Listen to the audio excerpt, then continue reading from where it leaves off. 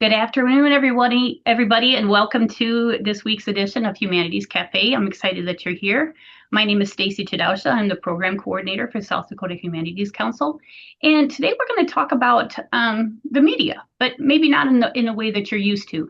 The media has a significant role in American society, as we all know. So it has the potential to help and enhance civic participation. It can encourage participation in decision making, and it can advocate for social change.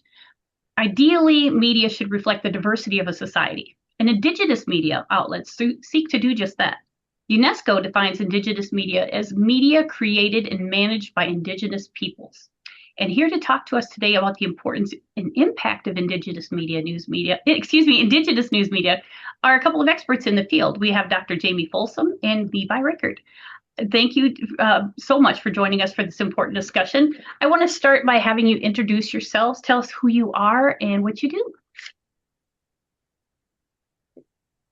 Halito, everybody. My name is Jamie Folsom, and I'm an assistant professor of American Indian and Indigenous Studies here at SDSU in the School of American and Global Studies.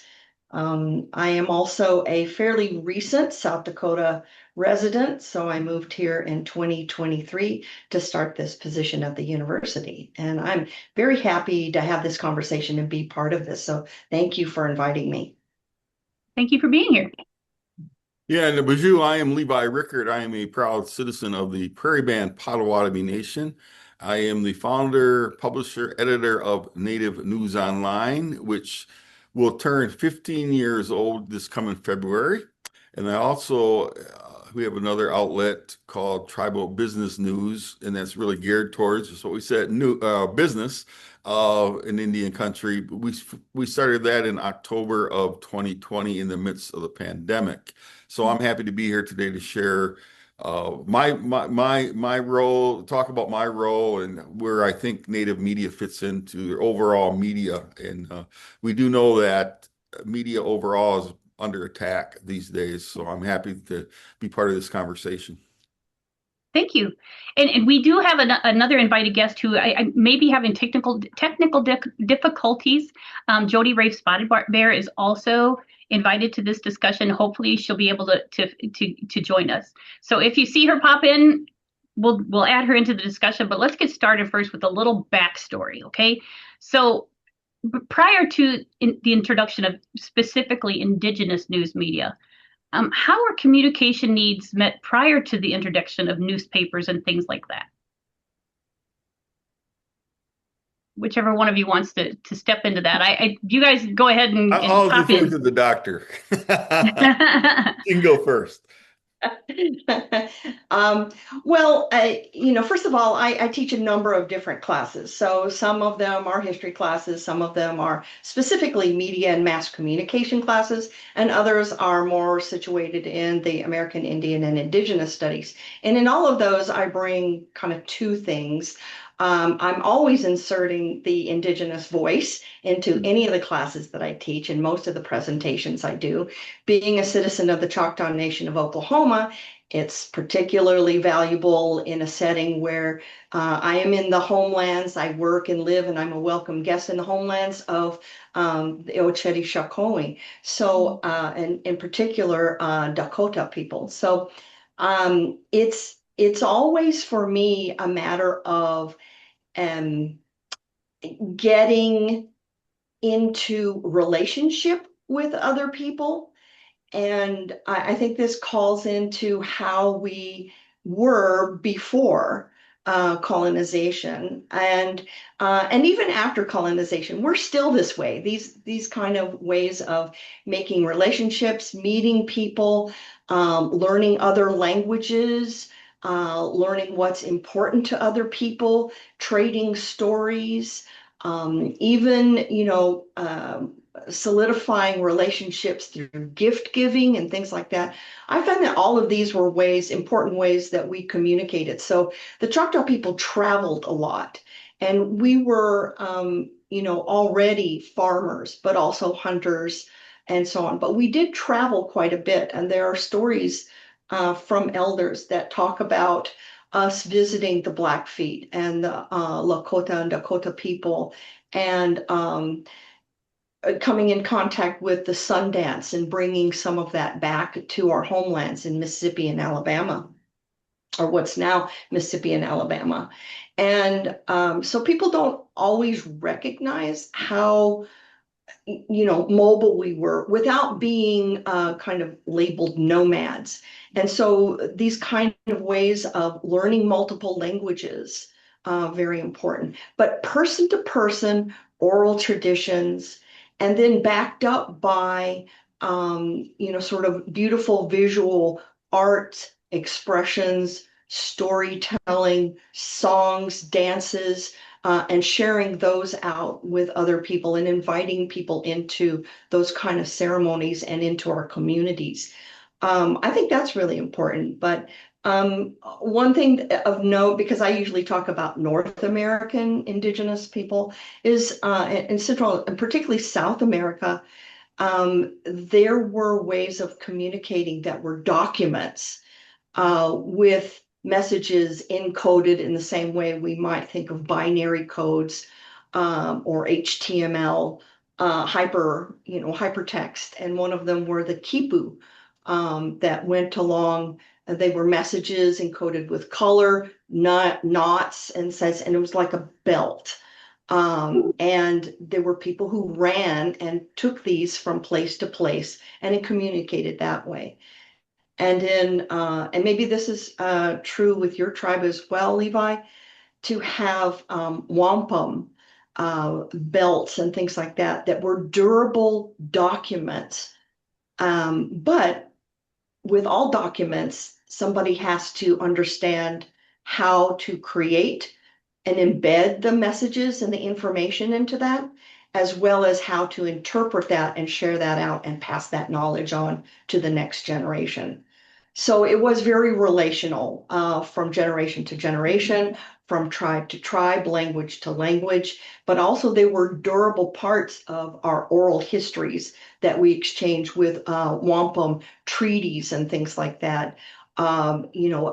Belts, bead designs, different ways of communicating who we were, about how we wore our hair, for instance, and the type of clothes we wore and the type of materials we used and the design and all that, all communicated with other people about our status, our role in the community, who we are, and who we wanted to present to be in a certain situation if we were negotiating, and all of that. So those are all different ways, I think, that we still communicate with one another across languages, across geographies, and all of that. So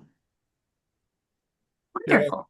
and I'll speak for in the context of more Michigan based. I was born and raised in Grand Rapids. I'm actually coming to you from downtown Grand Rapids, Michigan right now. And it's where the land of we call it the land of the people of the three fires, right? The Ojibwa, Ottawa, or Odawa.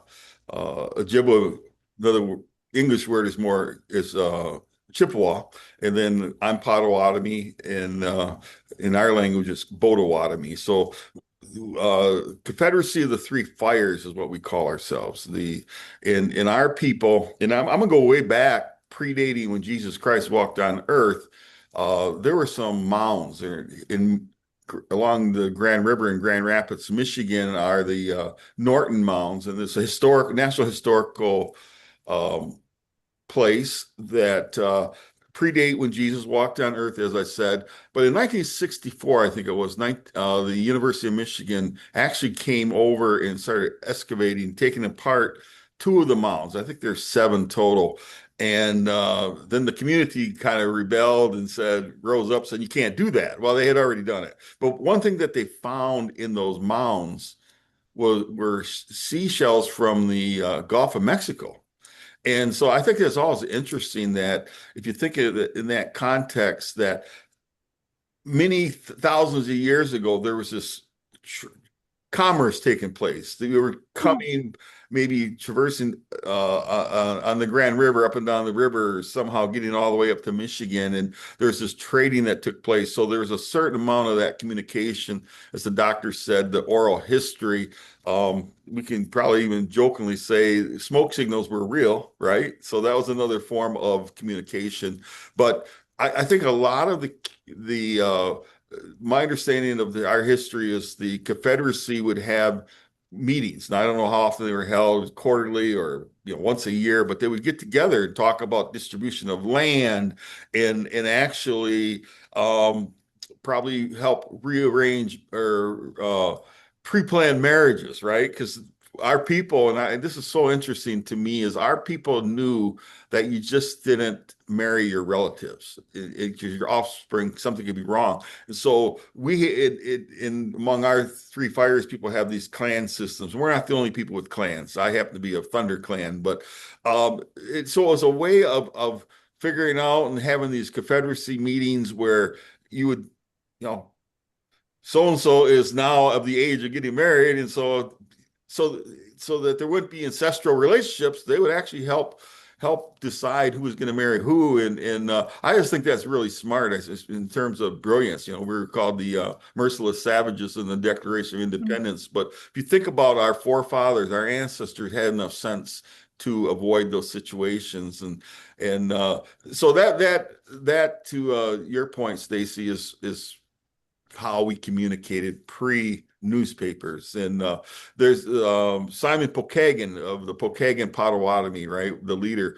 I have a good friend who's in his 90s now, still alive, and told me how, as a child down by South Haven, Michigan, they found this in this forest, so to speak, or in the woods, where Simon Pokagon had carved on trees, laid out what a campsite would look like. And I just thought that was interesting. That was a form of communication, obviously. And so it's I think our people have always been communicators, and I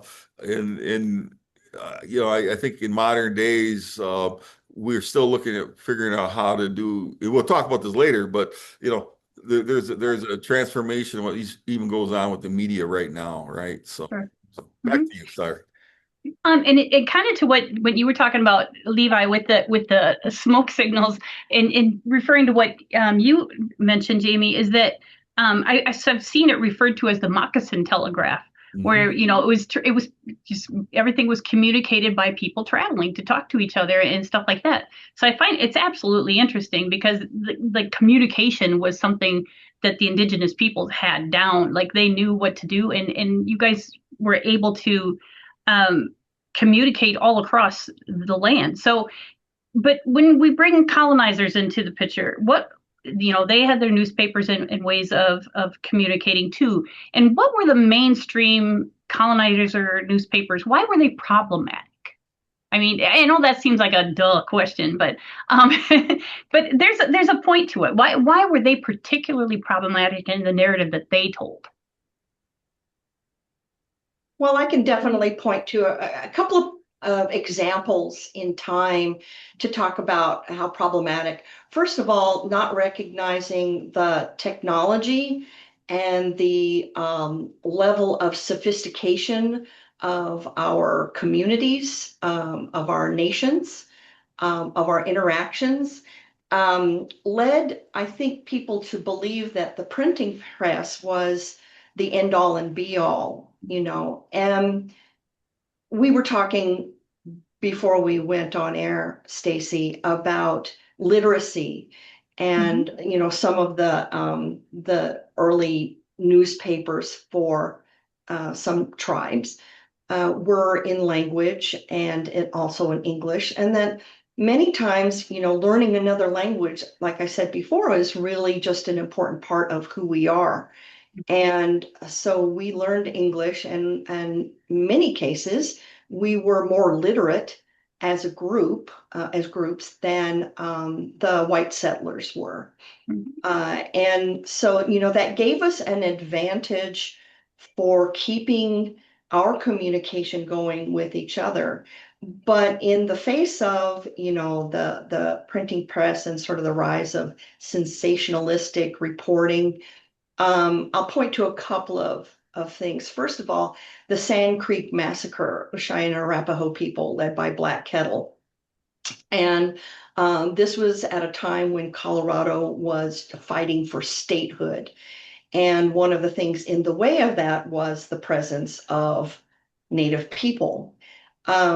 So it was reported, it was basically an ambush, despite promises of security and safety in that location. Black Kettle was there, and mostly women and children and elders. But that's not how it was reported at the time. And the initial reports came from the field. And through these secondhand reports, nobody wanted the US Army to fail in that moment because of the Indian Wars. And so the daily Rocky Mountain News at the time, which sadly became it was down after 100 and so years of being one of the oldest newspapers in the country. But at the time, it was reporting secondhand information. So there were no original reporters kind of beholden to any kind of ethical standards at the time. But they characterized it as brilliant feats of armies in Indian warfare. So, our glorious troops defeating the savages. And, they also prefaced their news report at the time with saying that we're not writing history, we're only going by eyewitness reports. But that didn't mean that became historical record. And we always say that journalism reporting is the first draft of history. Often that's the last draft of history that many of us get to see. So for a long time, this was not considered a massacre. It was considered a battle. And if there were people, if there were troops that were injured, all of that. So that was kind of the dominant narrative coming out of the West. However, there were survivors. There were people who witnessed. And when we say, oh, we can't judge Columbus, because that was then and this is now, we have to look at his actions. We have to look at Colonel Chivington's actions in the context of the day and sort of judge it by those standards. Well, there were many people who were non-native who heard what happened. And so there were conflicting reports about what this was and what in the world are they doing out there in the West. In Colorado, is this a place that is secure and safe for settlement? Should this become a state? So, all of that sort of the US Army defeating the savages really played both into the idea of a victorious conquest and manifest destiny. At the same time, it sort of put into question, well, like, are these people able to, can we put our trust into people to govern that as a new territory or as a new state? And in fact, I believe it was Michigan, it could have been Wisconsin, newspapers supported Custer in his early sort of bids post-Civil War to kind of run his name up as a possible presidential candidate. So, there are people who really supported that and other people who were non-native who were also, witnesses to some of the things that happened in the Civil War and then post-Civil War in the West that wrote about and shared about, communicated about, some of the horrible things that happened. So we can still judge them by their time because there were many voices of dissent and many voices that were telling a different story. And thank goodness that we have elders who talk to elders, because we're not that far removed from something that in the late 1800s to connect to the stories of what happened, because it's important to those families to know what happened to their relatives, right? So. Well, and I even think like even as recent as the Wounded Knee massacre, that it was not seen by the general public as a massacre. It was a battle. And even today, people don't quite realize really what happened. And I think from my perspective, it just seems so problematic that everything mainstream newspapers, even today, let's be honest, have a narrative that's biased. I mean, you're only getting one side of the story, and so I want to talk a little bit about what you and I, Jamie, were talking about prior to coming live, is when you were talking about, going back to that piece about language. We talked about, the first Indigenous newspaper was the Cherokee Phoenix. And that was created in 1828 as the first bilingual newspaper published by a native tribe. And it was all based on a language created by one man, Sequoyah. And do you know, I mean, I know the basic history, but can you expound on that a little bit, either one of you? Maybe I could just a little bit. So Elias Boudinot is the one who started the paper, and it was based in a Sequoyah who wanted his people to be able to express themselves in print, and so came up with the syllabary for the Cherokee language. And that was an important innovation. That was important technology to embrace.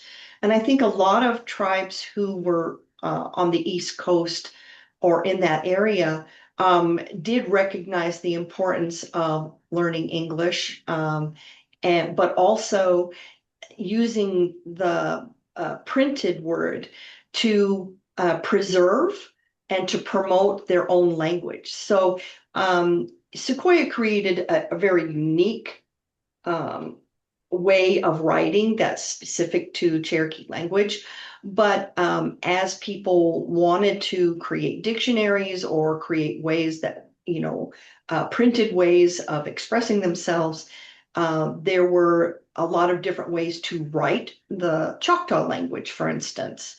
And it is really hard if you're into linguistics at all, if you're into translations or history, the different spellings to make sure, they were actually talking about this tribe, the Flatheads, we were sometimes referred to. So, there's all these different ways of writing, but I think that was genius to have one printed way of writing the language that was standardized, that was recognizable, teachable, reproducible, and has stood the test of time. People are still writing, communicating using the Sequoyah syllabary. So I think that's remarkable.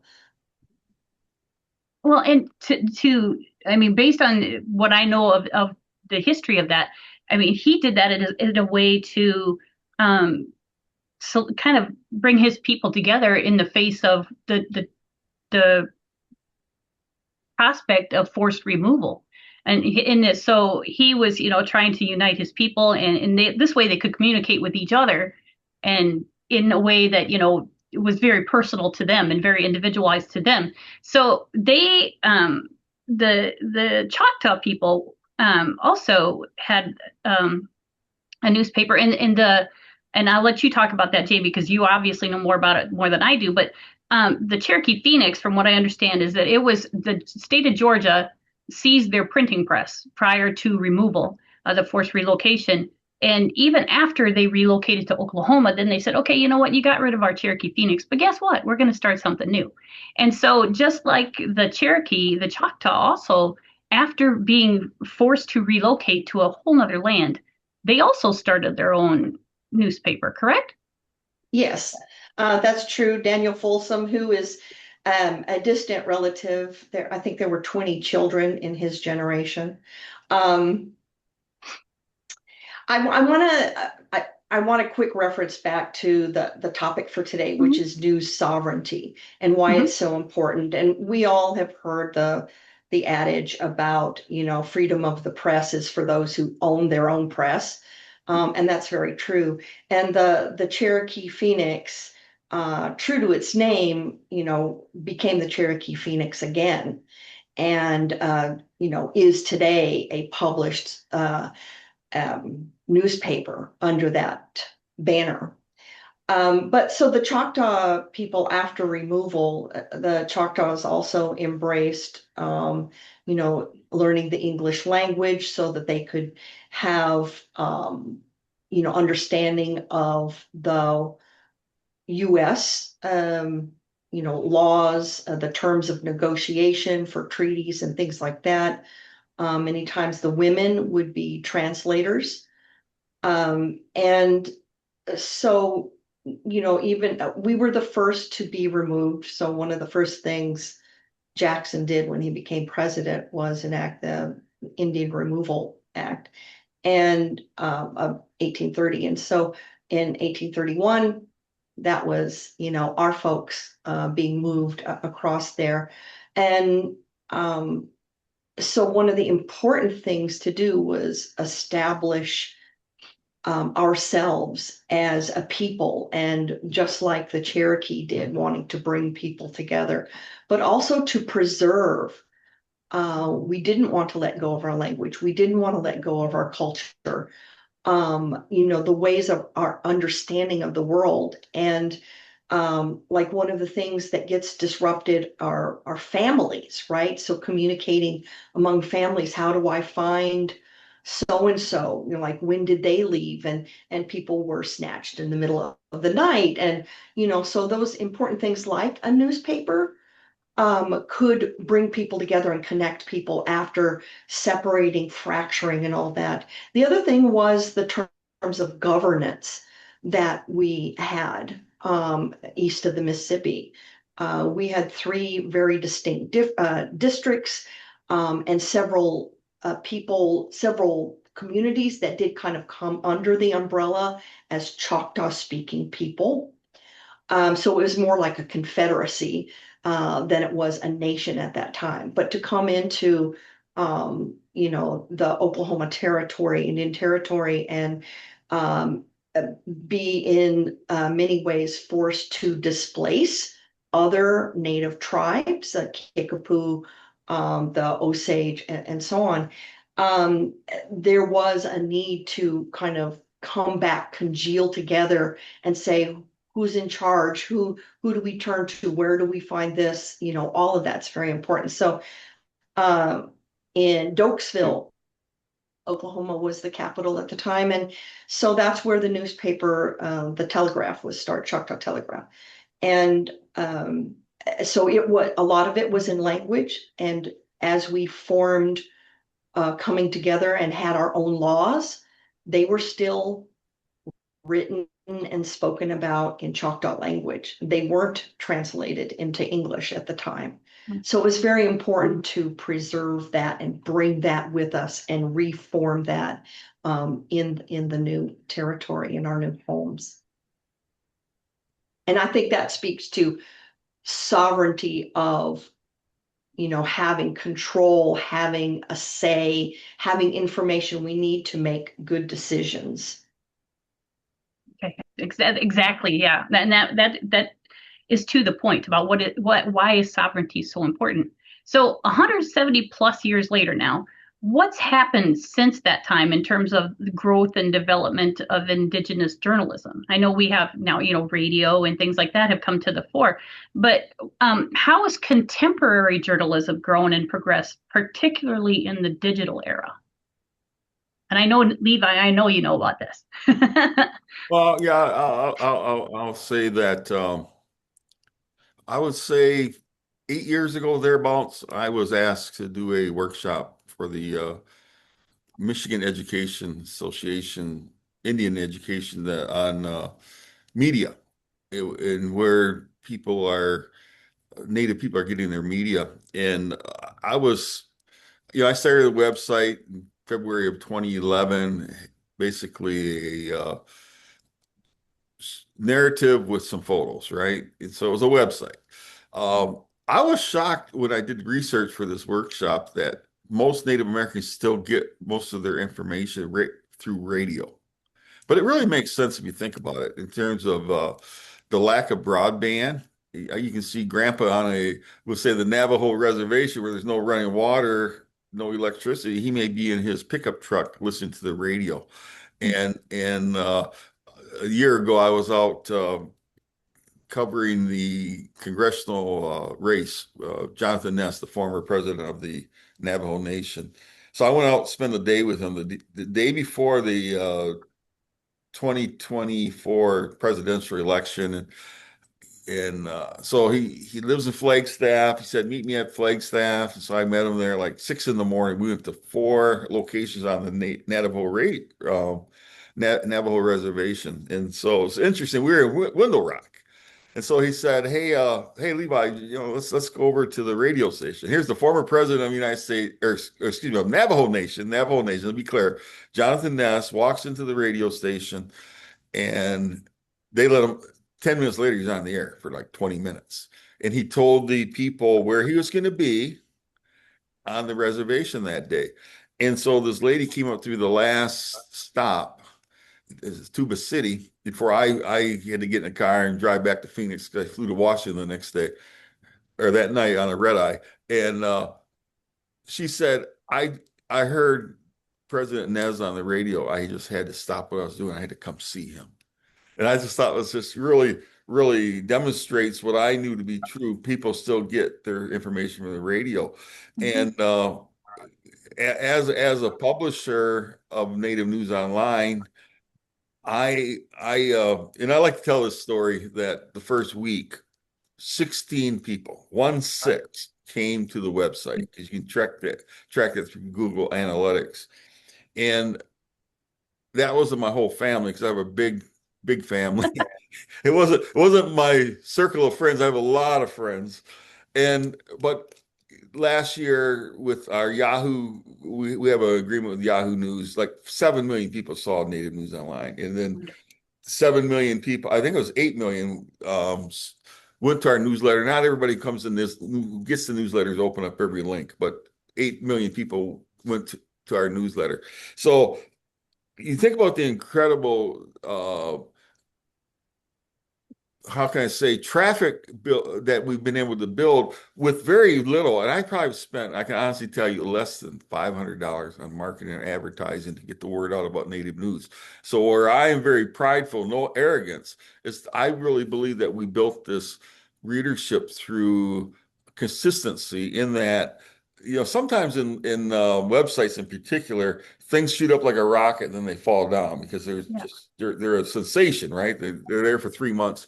But then also, I've also seen some publications start, and they really are really well done. And then I think people come to the realization this is hard work, because what we do is hard work. I'm telling you, I worked all of last weekend because there were stories breaking about ICE out in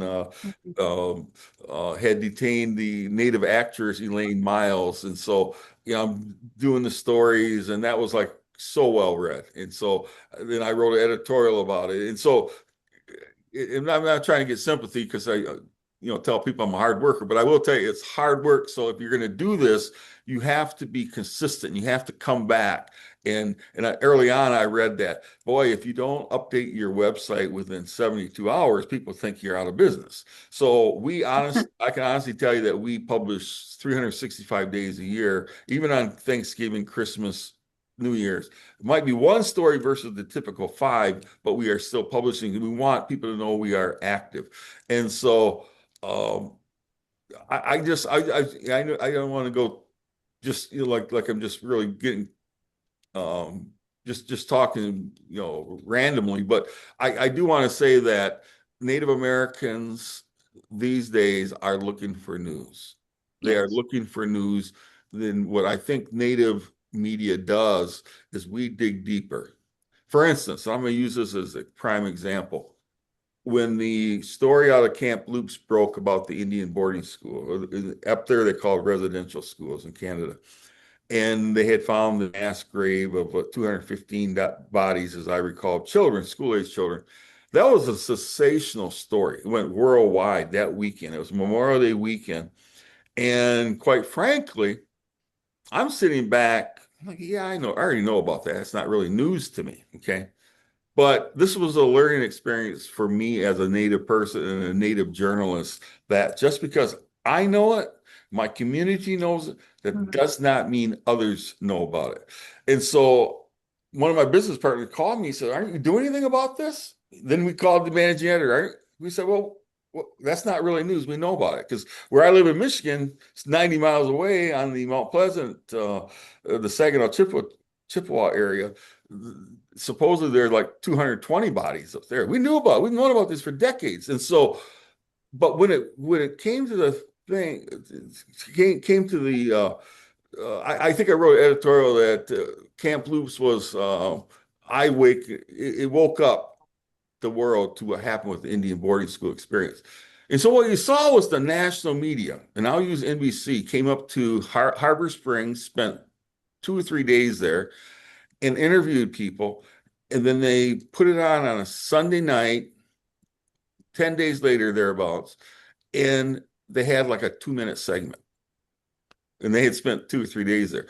And what native media does is we keep digging deeper after the shiny object is gone. Because in this business, you talk about the shiny object, right? And people gravitate to the shiny objects in the news.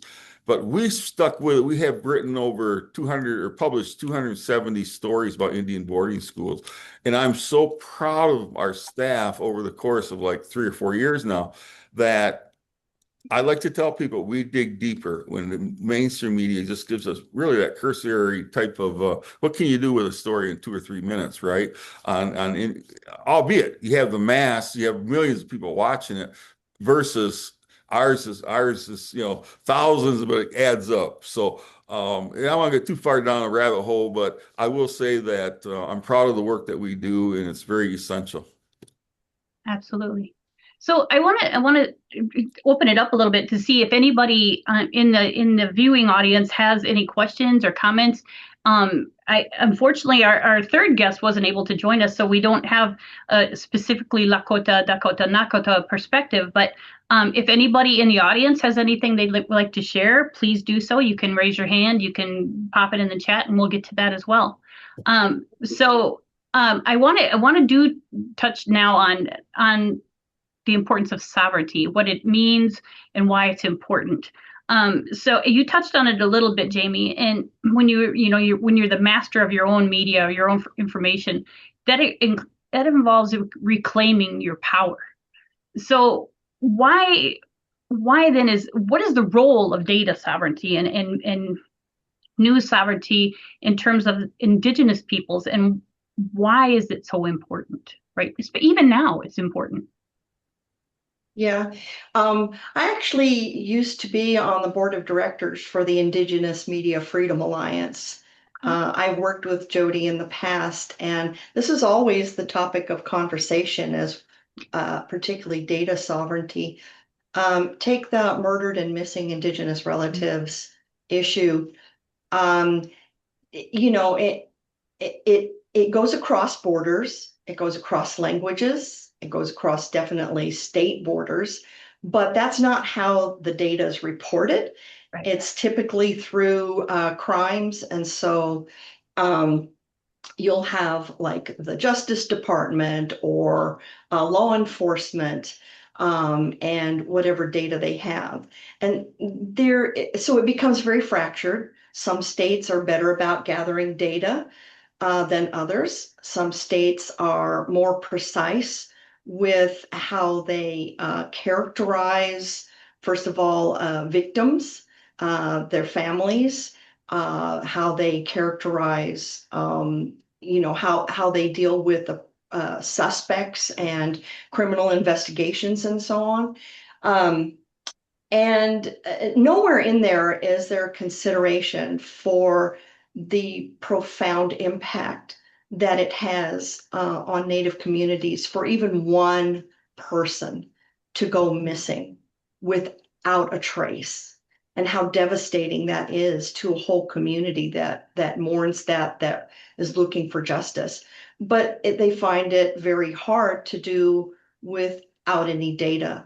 And criminal investigations often just stop at, well, she was a runaway. Mm-hmm. or how did they end up in a field with inadequate clothes in the wintertime, and they had, substances in it. Well, how did they end up there? They didn't just wander off for no reason. They didn't, there's all sorts of questions left open. And I thank you, Levi, for saying that we go deeper, because we have to go deeper. And our communities know our data in a way that's not always accessible. It's not always something published. It's something that has been very fractured.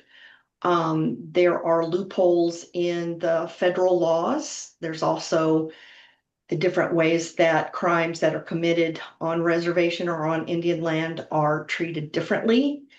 So there's all these different data sets, and we get lost in all of that.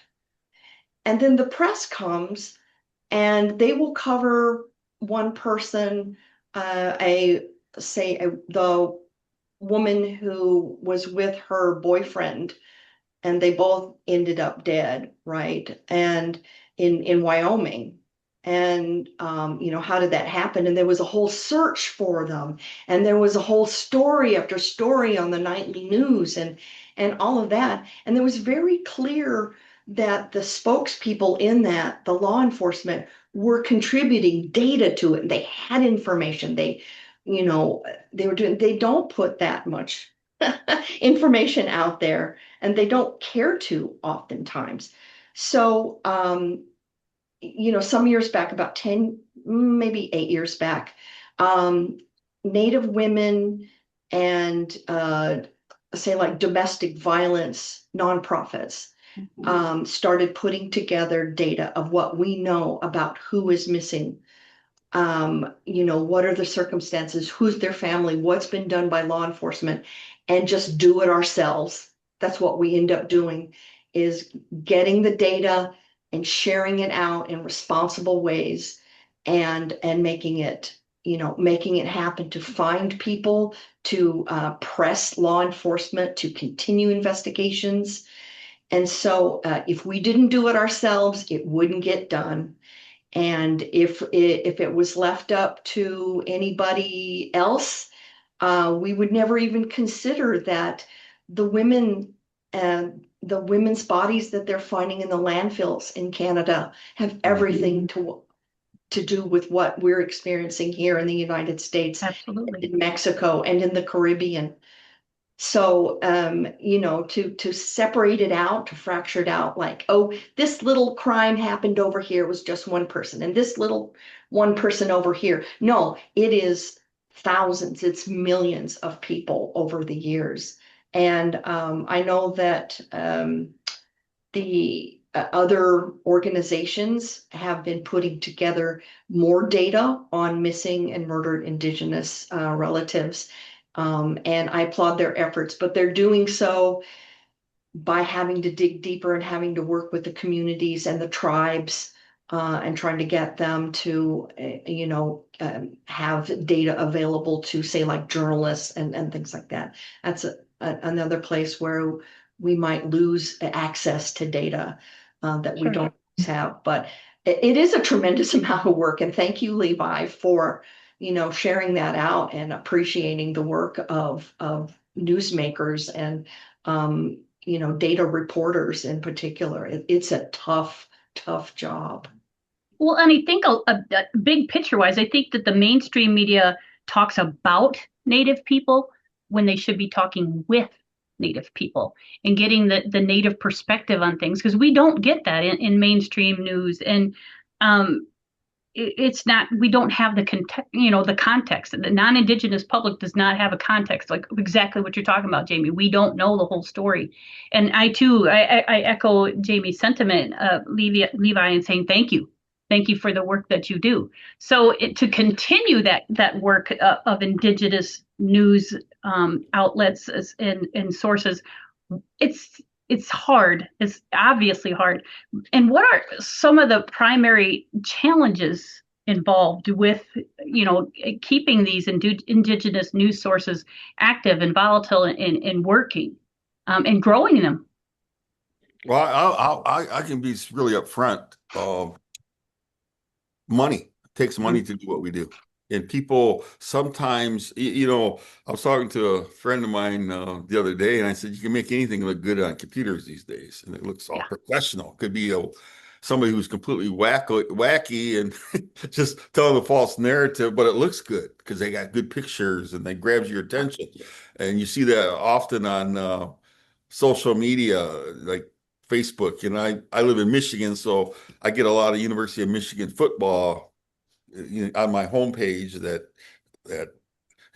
coach left. Our coach left. He got fired. There's false things, and they do it so you do some clicks and then you go where I don't know. But I don't get too far off course here. But really, what's needed is people need to stop taking it for what we do for granted. Uh, we live in an age of anti-DEI, Yeah. anti-DEI. And um, with that, that really means diversity, inclusion, equity. It means anti-representation of people of color, communities of color, including tribal communities. I will say this, I've lost this year about $80,000 of advertising from the federal government that was there during the Biden administrations because they saw the need, particularly HHS and other agencies within the federal government, saw a need to get the word out to Native Americans. Well, if you're anti-DEI and you don't think everybody's the same, they're not going to commit to those dollars to that. So what does that mean to a publisher? Gives me sleepless nights because we have already laid off one person recently, and we're contemplating others because if you lose half of your advertising revenue in 1 year, now thankfully we have other sources, grants and donations. We're in our end of the year campaign, and I'm not trying to sound broke, but I am broke to the extent that in order to continue doing what we're doing, we need to be able to sustain ourselves. And I wish, like Mackenzie Scott, bless her heart, she's like she's my hero in life. She's given away a lot of money to a lot of tribal colleges. I wish I could spend 10 minutes with Mackenzie Scott just to say, this is why you need to help support Native media. We are the amplifier. We are the communicators for Indian country. We tell the news. And how I say this with pride, there again, no arrogance, but we get exclusives from members of Congress because they see the merits of what we're doing. And they're saying, and even this administration hasn't gotten any advertising money out of it, but Mark Cruz, the senior advisor to Robert Kennedy Jr., he's a tribe out of Oregon, and he called me up. I was flying back to Grand Rapids from a conference, and he said, "Hey, we have an exclusive. The secretary wants me to find a native media. Are you willing to take it?" Well, of course I am. This is an exclusive, and they were making an announcement of some sort. So I said, "Well, when I get back in Grand Rapids, let's talk further." And it came through, but I take tremendous pride in the fact that we are seen as that credible news source out there that Mhm. people know we're going to get out to Indian country. We're going to get the word, and we get read by Indian country. And the good news is we get read by a lot of non-natives too, because who people are Absolutely. really concerned about. Tell us the real story, and we're telling the story. But I do want to go back, if you don't mind, about this data collection. Let me tell you an experience that I had. My brother was he's passed away, but I was given the power medical authority, right? The power of attorney for medical decisions. And so he was being released from the hospital before he died, and about 6 weeks before. And on the little box it said Caucasian. I said, and I wasn't there when he went into the hospital. Somebody took him there to the emergency room, and I was not there at intake, but clearly checked was the box that said Caucasian. I said, well, wait a minute, we're Native American. And so the nurse who was signing it, she said, well, that's not that big of a deal, is it? I said, well, in my Mhm. business, know what I know, it's very important because Yeah. we want to know what afflictions, what ailments Native Americans have. Very, very important. And Abigail Echohawk from, I believe it's the Seattle Health Board, she says, she calls it data genocide Because if they eliminate data, it's another form of genocide against Native Americans. It's another form of erasure against Native Americans. And so I did want to address that because when the doctor was talking, it was fascinating. I love what she said, but it's just so critical that people get it. Now think back in the 2020 election when CNN on election night they were talking about they had the demographic breakdown of the exit polls, correct? And so they listed Caucasian, the blacks, Latinos, something else. We were called something else. Now, I will tell you this, and Doctor, you may remember the memes that went all over Facebook. Everybody had a blast with that one. And true story. We wrote a story that night. My manager, editor, and I, we said, "Hey, we need to write about this." So we wrote a story quickly. Well, as you know, we didn't know the results of the presidential election until Saturday when Pennsylvania came through on that following Saturday. That story about being called something else was our number one story for the week, more so than the final results of the election itself. But that's how Native people think. And whereas we thought it was funny, it really wasn't funny because we are more than something else. We used to be part of the other group, right? And it just said other, but then we were something else. And these people made T-shirts about something else. And instead of merciless savages, but you make jokes about it, but some of it's not really funny because it's so critical in terms of health, and it's not just health, it's almost every sector, educational sector, industry. They don't track Native Americans like they should. Sometimes as a writer, and I'm trying to research for a story, I'll Google something and I'll find there's nothing been done on a given subject since we'll say 2005, right? And I'm going, man, nobody's written about anything about this. And I keep scrolling down, page 8, page 9, nothing. And so my point really is Native Americans, I'd love to see a better tracking, and it was the Justice Department when it comes to the MMIR issue, all those all those issues are so critical to who we are as Native people.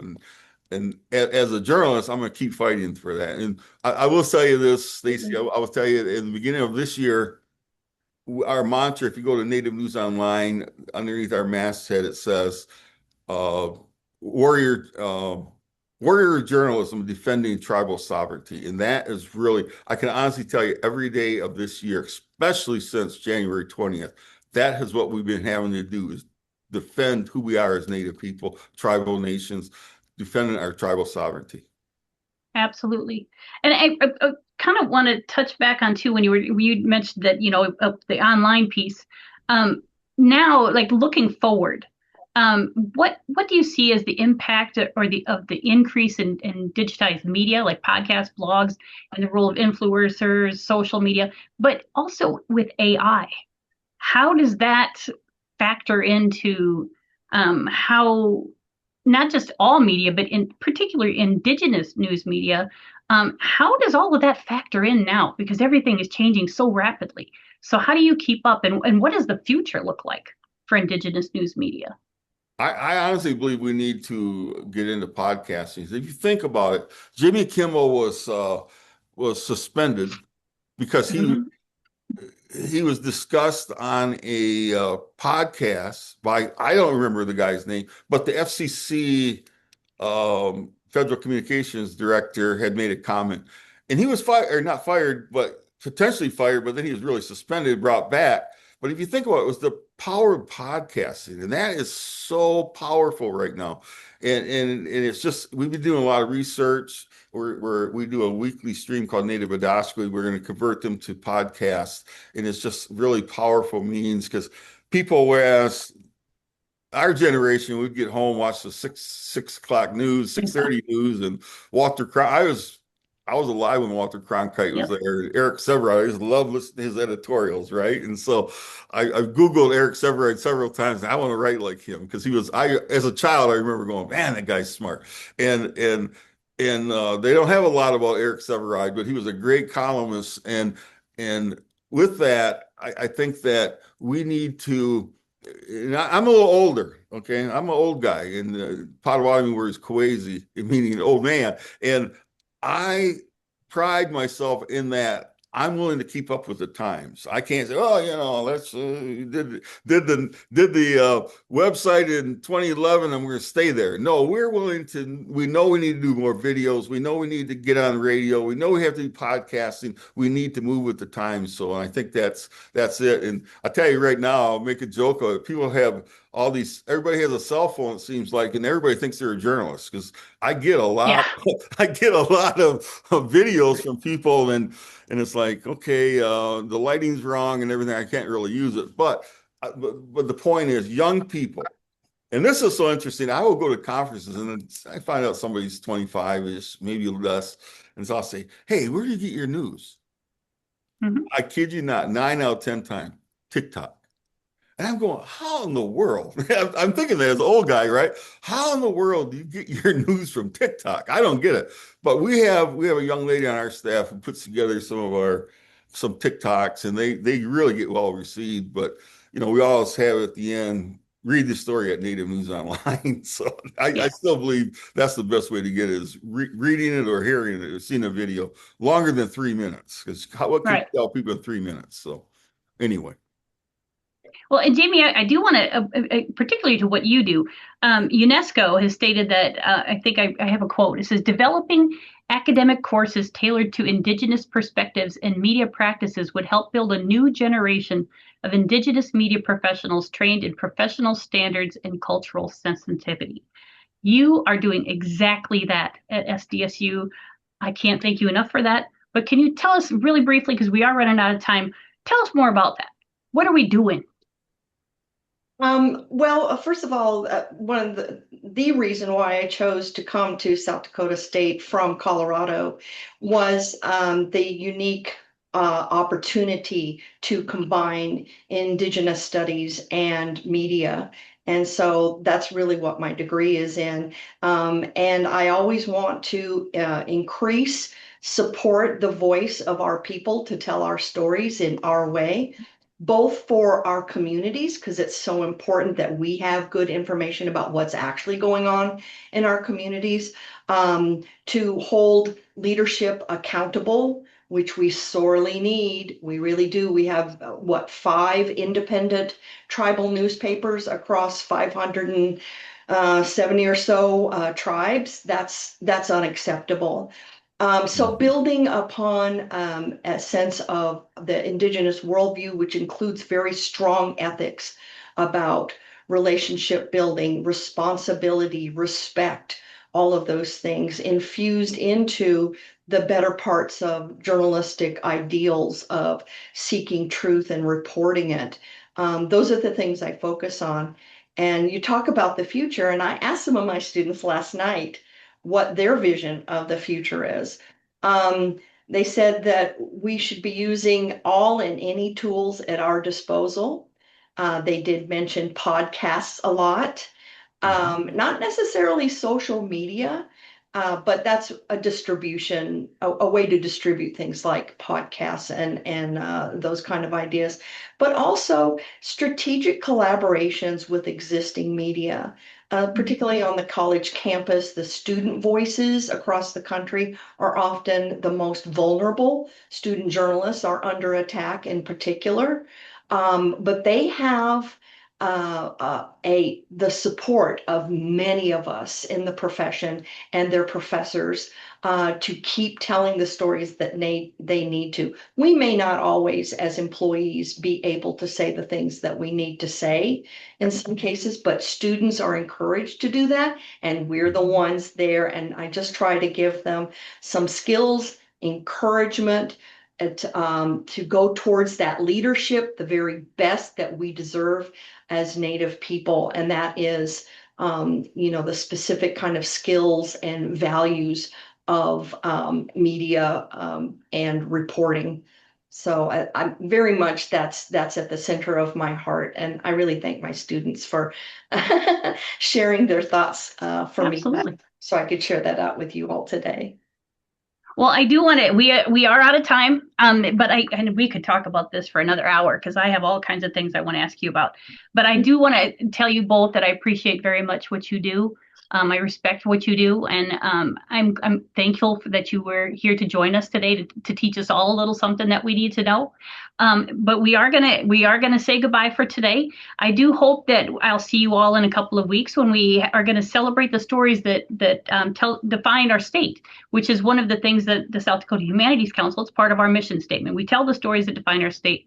South Dakota Magazine has been doing that for 40 years. And so in a couple of weeks, we're going to have Katie Hunhoff, who's the daughter of the founder of South Dakota Magazine, Bernie Hunhoff, and she is the current publisher.